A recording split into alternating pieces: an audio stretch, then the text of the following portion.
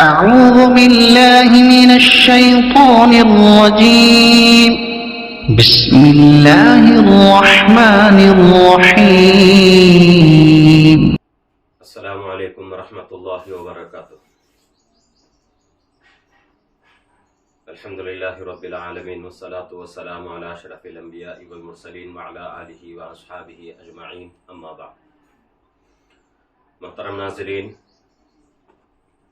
سوال جواب کی مجلس الحمدللہ شروع ہو رہی ہے۔ 18 مجالس پورے ہو چکے ہیں۔ آج کی یہ مجلس 19ویں مجلس ہے۔ گزشتہ جمعرات سوال جواب کی مجلس نہیں ہو سکی،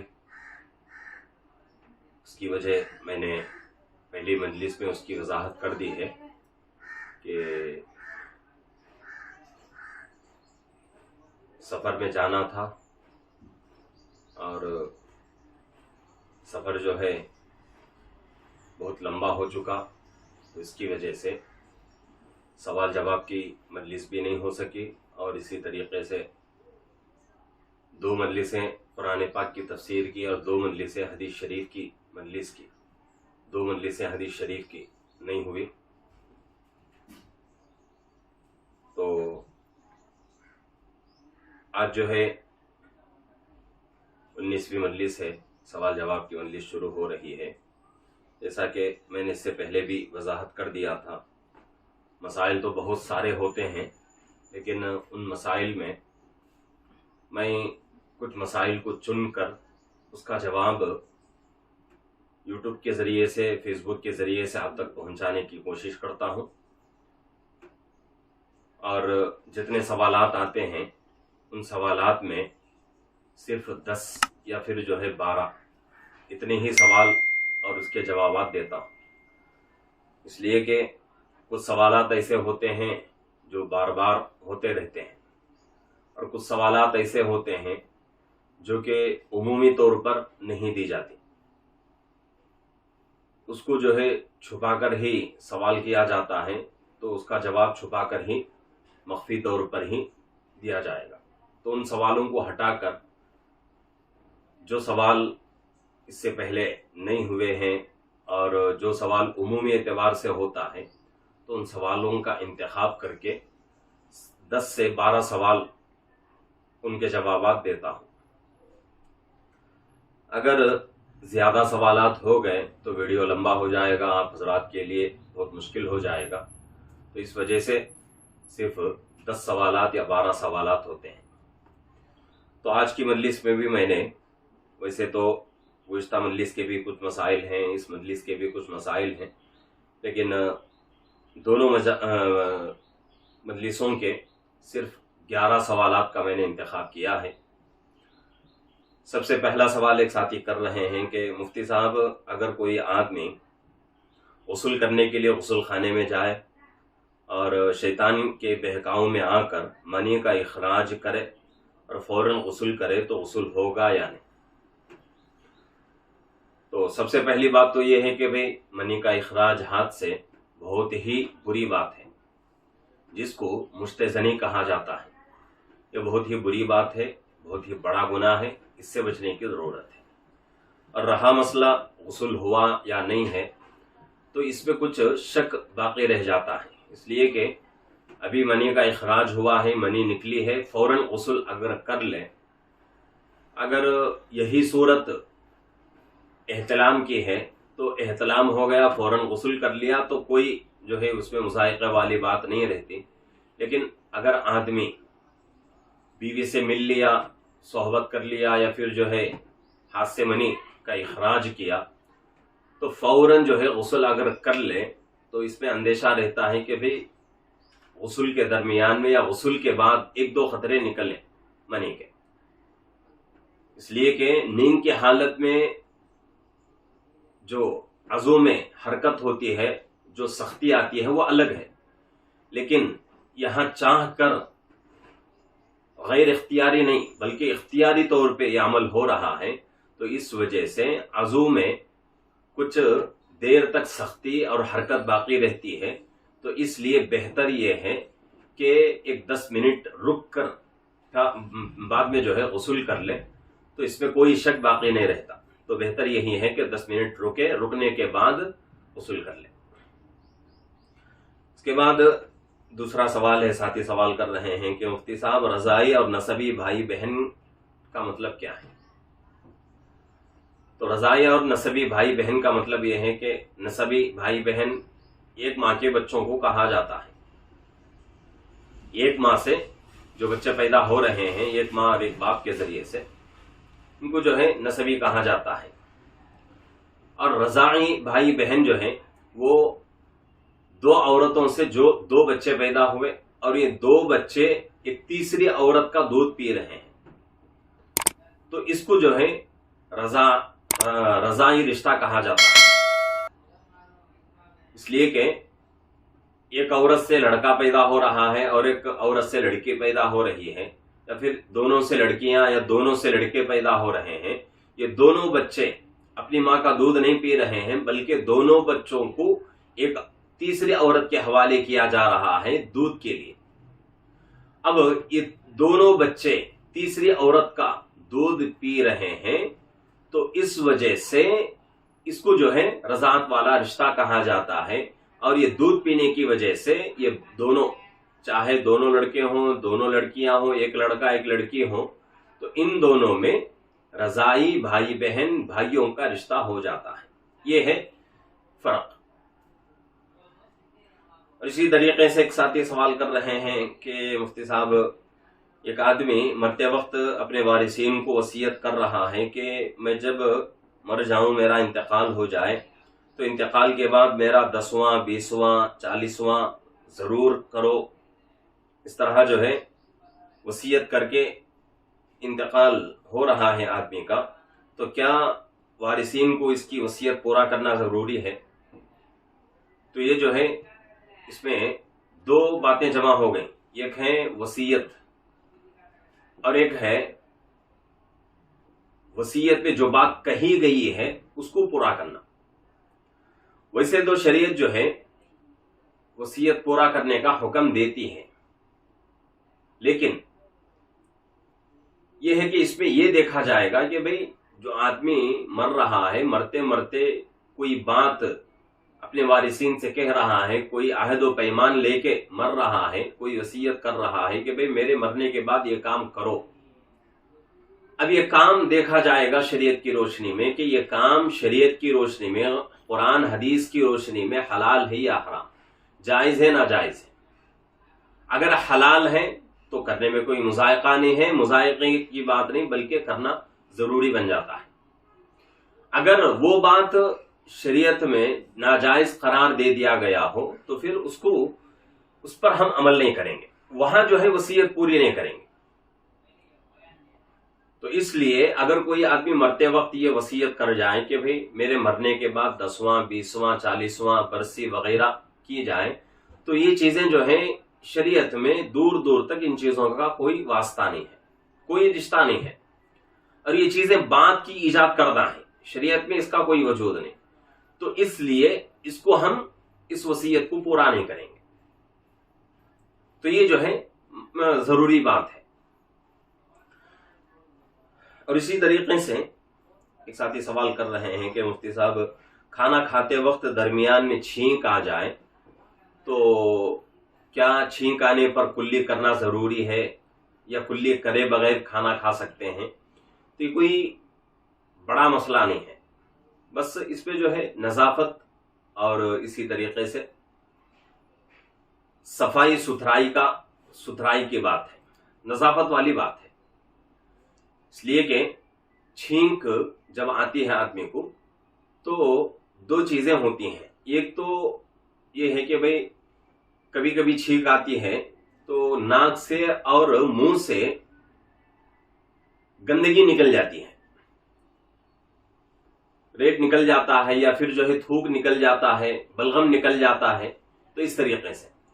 اور کبھی کبھی سوکھی چھینک آتی ہے لیکن منہ سے اور ناک سے کوئی غلاظت، کوئی گندگی نہیں نکلتی. تو اگر کھانا کھانے کے درمیان میں چھینک آ گئی، چھینک آنے کے بعد گندگی نکل رہی ہے، تو کوئی آدمی اس کو पसंद नहीं करता कि भाई गंदगी मुंह में लगी हुई है, गलाजत है, अब उसके रहते हुए खाना खा ले। तो ये फितरी चीज है, हर आदमी जो है उसको पाक करके ही खाना खाना चाहेगा। और बाज़ लोग जो है इतने नजाफत के आदी होते हैं कि भाई छींक आ गई तो अब खाना ही छोड़ देते हैं। ये उनकी जो है अलग बात है, वो अलग मसला है। लेकिन यहाँ जो है ये चीज हमको देखना है कि भाई छींक की वजह से गलाजत, गंदगी मुंह से या नाक से आ रही है या नहीं आ रही है, तो इसमें जो है अब हर हाल में मुंह और नाक साफ करके, चाहे आप कुल्ली के जरिए से मुंह नाक साफ कर लें या फिर जो है कपड़े के जरिए से मुंह नाक साफ कर लें, लेकिन साफ करके खाना खाएं। अगर सूखी छींक आ गई और उसकी वजह से मुंह से या नाक से कोई गंदगी नहीं निकली, कोई खाने का दाना नहीं निकला, तो फिर अब यहाँ जो है कोई मुज़ायक़े वाली बात नहीं है। लेकिन बेहतर यह है दोनों सूरतों में कि छींक अगर आ गई खाने के दरमियान में, मुंह साफ करके ही बाकी का जो है बकिया खाना खाएं, तो ये बहुत ही बेहतर है। और इसमें एक बात और भी है, वो ये है कि भाई मजलिस में हम लोग खाना खा रहे हैं तो कुछ चीजें होती हैं जो कि इनफरादी तौर पर चल जाती हैं और कुछ चीजें मजलिस में नहीं चलती, इसलिए कि हो सकता है कि भाई मजलिस में 5-10 लोग बैठे हुए हों और हमारा यह अमल किसी और को तकलीफ दे महसूस हो, तकलीफ दे जाहिर हो, तो ऐसा हो सकता है। तो इसलिए अगर मजलिस में हम लोग बैठकर खाना खा रहे हैं तो उस वक्त हमको दस्तरखान से उठना है, उठकर मुंह नाक साफ करके कुल्ली वगैरह करके फिर दोबारा आकर खाना खाएं। ये जो है अपने लिए भी और दूसरों के लिए भी फायदेमंद है। इसी तरीके से एक साथी सवाल कर रहे हैं कि मुफ्ती साहब, इशराक की नमाज मस्जिद में पढ़ना जरूरी है या घर में भी पढ़ सकते हैं? तो इस मसले में अगर गौर किया जाए तो हदीस हमारे सामने आती है जिसपे अल्लाह के नबी सल्लल्लाहु अलैहि वसल्लम ने इरशाद फरमाया कि अपने घरों को कब्रिस्तान न बनाओ। इसका मतलब यही है कि भाई नमाजों का कुछ हिस्सा घरों के अंदर भी अदा किया जाए। और मसला भी यही है कि सुनन और नवाफिल ये नमाजें जो हैं घर में पढ़कर आए और बाद की नमाजें, फर्ज की बाद की नमाजें भी घर में पढ़ के घर को जाकर पढ़ें। अगर किसी के घर में जो है ऐसा इंतजाम नहीं है या फिर जो है किसी को यह खदशा है कि भाई अगर घर चला गया तो मेरी नमाज जो है फौत हो सकती है, नमाज मेरी जो है सुनन नवाफिल छूट सकते हैं, फराइज का कोई मसला नहीं, फराइज के बारे में हर हाल में यही हुक्म है कि भाई मस्जिद में ही नमाज पढ़े। और कुछ मौके में गुंजाइश दी गई है, कुछ जो है मजबूरियां हैं, वो मजबूरियां अलग हैं, लेकिन आम हालात में फर्ज नमाज हमको हर हाल में मस्जिद में जमात के साथ पढ़ना है।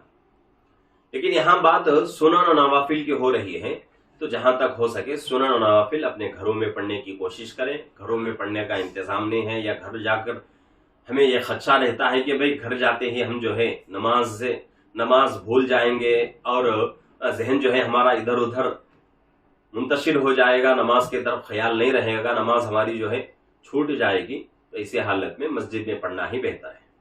तो इसमें जो है सिर्फ इशराक के बारे में पूछा गया है, तो इशराक की नमाज ही नहीं है, हर नफिल के बारे में यही हुक्म है।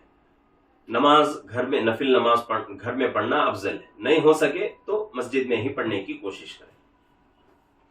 इसी तरीके से और एक साथी सवाल कर रहे हैं कि मुफ्ती साहब, बहुत सारी मस्जिदों में, घरों में मुसल्ले रहते हैं, मुसल्लों पर काबतुल्लाह और इसी तरीके से मदीने मुनव्वरा की तस्वीरें रहती हैं, तो उस पर बैठना कैसा है? तो ये चीज़ जो है इसमें हलाल हराम की कोई बात नहीं है, हलाल हराम का कोई मसला नहीं है, बस अदब और गैर अदब का मसला है। बेहतर यह है कि भाई हम ऐसा मुसल्ला इस्तेमाल करें जिस पर मस्जिद की कोई भी तस्वीर ना हो, कोई भी शक्ल मस्जिद की ना हो, बिल्कुल सादा मुसल्ला, मीनारा या फिर जो है गुम्बद वगैरह ना हो, तो ऐसा मुसल्ला इस्तेमाल करना बहुत ही अफजल है। अगर ऐसा मुसल्ला हमारे यहाँ मुहैया नहीं है तो ऐसा ही जैसा कि चल रहा है आजकल कि मुसल्लों पर आम तौर से काबतुल्लाह की तस्वीर रहती है या फिर जो है मदीने मुनव्वरा की मस्जिद नबवी की जो है तस्वीर रहती है, तो उस पर पैर तो नहीं रखेंगे, پیر رکھنا یہ تو بالکل جو ہے ادب کے خلاف ہے، اور بیٹھنا بھی ادب کے خلاف ہے. صرف اس پر ہم نماز پڑھیں گے اور نماز پڑھ کے اس کو تہہ کر کے اٹھا کے رکھ دیں گے، یہ بہتر ہے. لیکن جہاں تک کوشش یہ ہے کہ بھئی جہاں تک ہو سکے کوشش یہ کرے کہ بھئی مصلی ہمارا بالکل سادہ ہو. اب جو ہے مسجدوں میں بھی لوگ مصلی لا کر دیتے ہیں تو بہت شوق سے لا کر دیتے ہیں، اور وہ مصلی کیسا رہتا ہے، اس میں کعبۃ اللہ کی بھی اور مسجد نبوی کی بھی تصویر رہتی ہے. بہت شوق سے لوگ جو ہے خرید کر لاتے ہیں. تو لوگوں کو سمجھنے کی ضرورت ہے کہ بھئی مصلی جتنا سادہ ہوگا اتنا ہی بہتر، اس میں کوئی مسئلہ نہیں رہتا. اگر کعبۃ اللہ کی تصویر ہو یا پھر مسجد نبوی کی تصویر ہو تو اس کے آداب زیادہ ہو جائیں گے. تو اس لیے ضروری ہے کہ سادہ والا مصلی جو ہے استعمال کریں. اسی طریقے سے ایک ساتھی سوال کر رہے ہیں کہ مفتی صاحب کھیکڑا کھانا کیسا ہے؟ تو حنفیہ کے نزدیک کھیکڑا کھانا جائز نہیں ہے، اس لیے کہ حنفیہ کے نزدیک پانی کے جو جانور ہیں اس میں سے صرف اور صرف مچھلی جائز. اور مچھلی کی تعریف فقہ حنفی میں کیا کی گئی ہے، وہ بغیر ہڈی والا جانور جو کہ پانی کے بغیر زندہ نہیں رہ سکتا ہو اور اپنے گل پڑوں سے سانس لیتا ہو، یہ جو ہے مچھلی کی تعریف کی گئی ہے فقہ حنفی میں. گل پڑا کس کو کہتے ہیں؟ ایک ہے ناک، اور یہ جو ہے دونوں بازو میں گل پڑے اس کو رہتے ہیں، اور مچھلی جو ہے جو بھی مچھلی ہے وہ گل پڑوں سے ہی سانس لیتی ہے. اگر کوئی مچھلی جس کو لوگ مچھلی کہتے ہیں ناک سے سانس لے رہی ہے تو اس کو فقہ حنفی میں مچھلی کہا نہیں جاتا. جیسا کہ جھینگا ہے، اس پہ تو جو ہے دو جو ہے جماعتیں ہو گئی علماء کی، لیکن مفتہ بھی قول معتبر قول یہی ہے کہ وہ جانور جو ہے مچھلی میں شمار نہیں. لیکن کچھ لوگ جو ہے اس کو کچھ اور جو ہے دلائل سے، کچھ اور جو ہے باتوں سے اس کو جو ہے مچھلی میں شمار کرتے ہیں. ان کے پاس بھی کچھ دلائل ہیں، اس کو بھی ہم برا نہیں کہیں گے. لیکن عام جو فقہ حنفی میں مسئلہ ہے وہ یہی ہے کہ بھئی مچھلی کی تعریف بغیر ہڈی والا وہ جانور جو بغیر پانی کے زندہ نہیں رہ سکے اور اپنے گل پڑوں سے سانس لے، یہ جو ہے مچھلی کی تعریف ہے. اور کھیکڑا جو ہے مچھلی میں شمار نہیں ہے، اس لیے کہ وہ بغیر پانی کے بھی زندہ رہتا ہے اور اس کے ساتھ ساتھ اس کے گل پھڑے نہیں رہتے، گل پھڑوں سے سانس نہیں لیتا بلکہ اپنی ناک سے سانس لیتا ہے. تو یہ کھیکڑا جو ہے فقہ حنفی میں جائز نہیں ہے. شافعی کے یہاں جائز ہے، دوسرے اماموں کے یہاں بھی جائز ہے، لیکن ہمارے امام صاحب رحمۃ اللہ علیہ کے پاس کھیکڑا جو ہے جائز نہیں.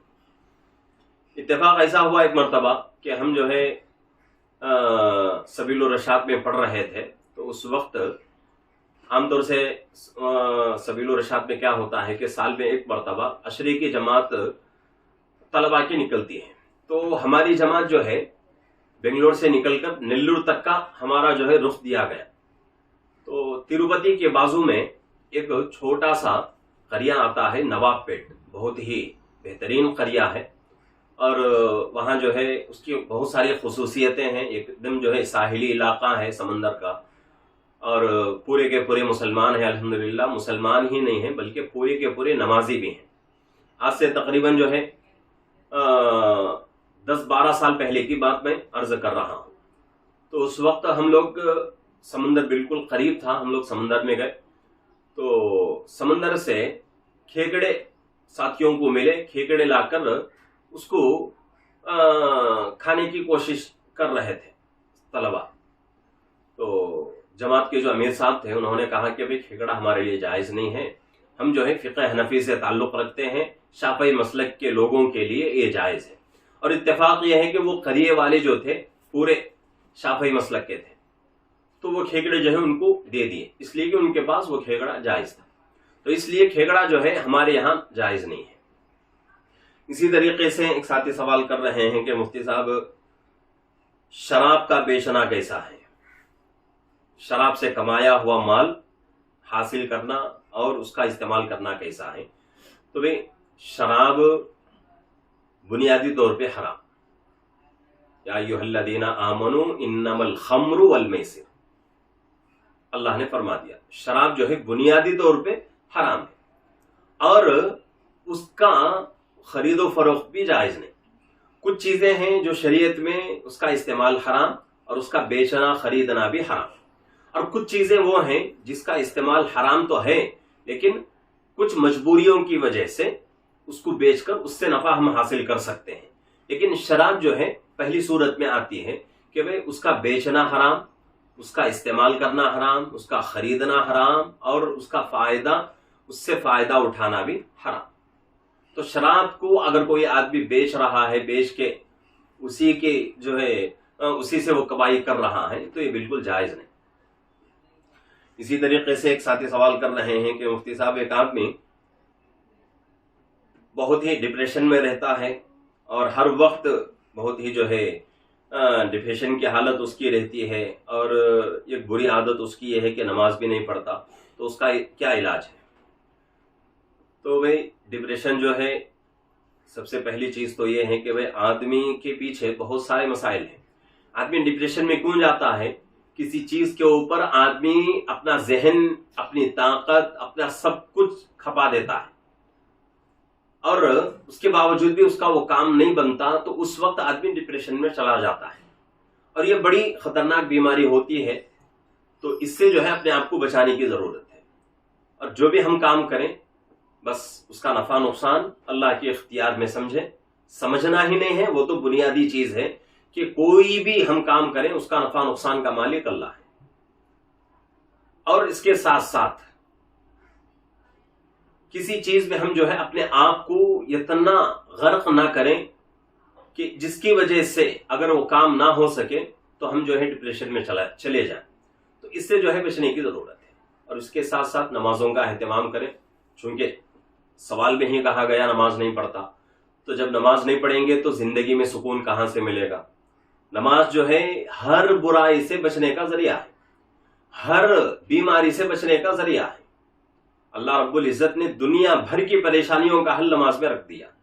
تو اس لیے نمازوں کا اہتمام بھی کریں اور اس کے ساتھ ساتھ ڈپریشن میں جانے والے جو ذرائع ہیں، وہ کام جس کی وجہ سے ہم ڈپریشن میں جاتے ہیں ان کاموں کو بند کر دیں.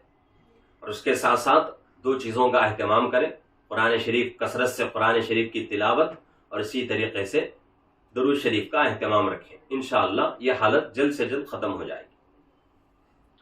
اسی طریقے سے ایک ساتھی سوال کر رہے ہیں کہ مفتی صاحب رضائی بھائی بہن کے درمیان میں بھی پردہ ضروری ہے. تو یہاں جو ہے جیسا کہ ایک ماں کے دو بچے ہوتے ہیں، لڑکا لڑکی، ان دونوں کے درمیان پردہ نہیں رہتا، تو اسی طریقے سے رضائی بھائی بہن کے درمیان بھی پردہ نہیں ہے، اس لیے کہ ان دونوں کے درمیان نکاح کا رشتہ ختم ہو چکا.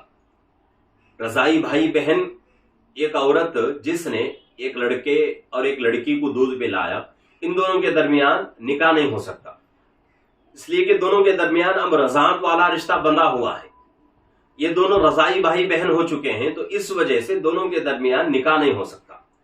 اور پردے کا جو مسئلہ ہے وہ نکاح کی بنیاد پر ہے. ہر اس عورت سے ہم پردہ کریں گے جس کے ساتھ ہمارا نکاح جائز ہے، یہ ہے. جس کے ساتھ پردہ جس عورت کے ساتھ پردے کا حکم نہیں دیا گیا اس عورت کے ساتھ ہمارا نکاح جائز نہیں. چاہے آپ کسی بھی عورت کا جو ہے سوچ کر دیکھ لیں، ماں ہے، ماں کے ساتھ نکاح جائز نہیں اس لیے کہ پردہ نہیں ہے. بہن ہے، بہن کے ساتھ نکاح جائز نہیں اس لیے کہ پردہ نہیں ہے. بیٹی ہے، بیٹی کے ساتھ نکاح جائز نہیں اس لیے کہ پردہ نہیں ہے. اور اسی طریقے سے بھانجی ہے، بہن کی بیٹی، بھانجی کے ساتھ بھی نکاح جائز نہیں اس لیے کہ بھانجے اور ماموں کے درمیان پردہ نہیں ہے. تو یہ جو ہے پردے کے احکامات ہیں. تو اس عورت کے ساتھ پردہ ضروری ہے جس کے ساتھ نکاح ہو سکتا ہے. اس عورت کے ساتھ نکاح نہیں ہوگا جس کے ساتھ پردے کا حکم نہیں دیا گیا، یہ ہے. لیکن اس مسئلے میں ایک اور چیز بھی غور کرنے کی ضرورت ہے، وہ یہ ہے کہ بھئی ایک لڑکا ایک لڑکی دونوں ایک عورت کا دودھ پی کر رضائی بھائی بہن ہو گئے. ان دونوں کے درمیان اب جو ہے پردے کا حکم جو ہے ختم ہو چکا، پردہ نہیں ہے دونوں کے درمیان. لیکن اگر حالت ایسی ہے کہ بھئی پردہ اگر نہ کیا جائے تو فتنے کا اندیشہ ہے تو اس وقت لا محالہ پردہ کرنا ہی کرنا ہے، ہر حال میں پردہ کرنا ہی کرنا ہے۔ اگر فتنے کا اندیشہ ہے، گناہ میں مبتلا ہونے کا خطرہ ہے، تو اس حال میں ضرور پردہ کرنا ہی کرنا ہے۔ اگر وہ حالت نہیں ہے تو پھر کوئی جو ہے ضروری نہیں ہے کہ پردہ کرے۔ اسی طریقے سے ایک ساتھی جو ہے سوال کر رہے ہیں کہ مفتی صاحب چاندی کی انگوٹھی مرد کے لیے کتنی مقدار تک جائز ہے؟ تو اس میں جو ہے مرد کے لیے چاندی کی انگوٹھی جو ہے اس کی مقدار 1 مثقال بتائی گئی ہے۔ فقہ کی کتابوں میں حدیث سے ہمیں یہی جو ہے مطلب نکلتا ہے، مفہوم نکلتا ہے۔ فقہ کی کتابوں میں یہی بتایا گیا ہے کہ بھئی مرد کے لیے چاندی کی انگوٹھی 1 مثقال۔ اب 1 مثقال کتنے گرام کا ہوگا؟ 4 گرام 370 پر 4 گرام بنتا ہے۔ 4 گرام 370 پر 4 ملی گرام بنتا ہے۔ یہ ہے 1 مثقال کی مقدار۔ 4 گرام 370 پر 4 ملی گرام، یہ جو ہے اتنا، اس کے اندر اگر ہے تو پھر مرد کے لیے چاندی کی انگوٹھی پہننا جائز ہے۔ لیکن چاندی کی انگوٹھی پہننا جائز تو ہے، ضروری نہیں ہے، اس کو بھی سمجھنے کی ضرورت ہے۔ جائز تو ہے لیکن ضروری نہیں، ضروری الگ چیز ہے، جائز الگ چیز ہے۔ اگر ضرورت ہے تو پہنے، ضرورت نہ ہو تو اس کو ترک کرنا ہی بہتر ہے۔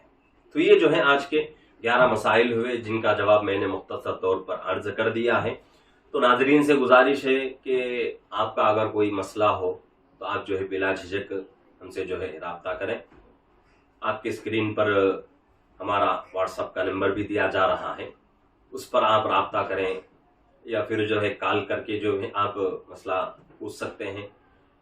کال کرنے سے بہتر ہے کہ آپ جو ہے واٹس ایپ پر میسیج کر دیں، تو اس میں جو ہے بہت ہی مسئلہ جو ہے صاف طور سے آپ کو بھی لکھنے کا، بولنے کا موقع رہتا ہے، اور مجھے بھی جو ہے جواب دینے کے لیے موقع رہتا ہے۔ تو اس لیے آپ حضرات جو ہے رابطہ کر سکتے ہیں اور اپنا ہر مسئلے کا جواب حاصل کر سکتے ہیں۔ اس میں کوئی جو ہے ایسی بات نہیں کہ بھئی فلانا مسئلہ ہے، اگر یہ پوچھیں گے تو مفتی صاحب کیا سمجھیں گے، ایسی کوئی بات نہیں۔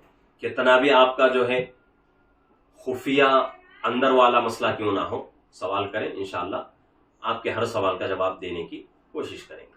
اور ناظرین سے گزارش ہے کہ ہمارے چینل کے ساتھ جڑے رہیں، چینل کو جو ہے لائک کریں، شیئر کریں، سبسکرائب کریں، دوسروں کے ساتھ جتنا ہو سکے شیئر کرتے جائیں، اس لیے کہ جتنا ہمارا چینل آگے جو ہے پھیلتا جائے گا، اشاعت ہوتی جائے گی چینل کی، اتنا جو ہے دین کے مسائل عام ہوتے جائیں گے۔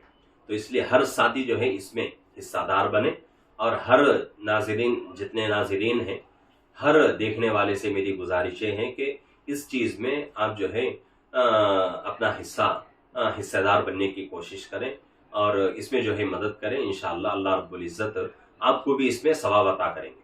اللہ رب العزت سے دعا ہے کہ اللہ رب العزت ہم تمام کو اپنا ہر مسئلہ قرآن حدیث کی روشنی میں حل کرنے کی اللہ توفیق عطا فرمائے، آمین۔ السلام علیکم ورحمۃ اللہ وبرکاتہ۔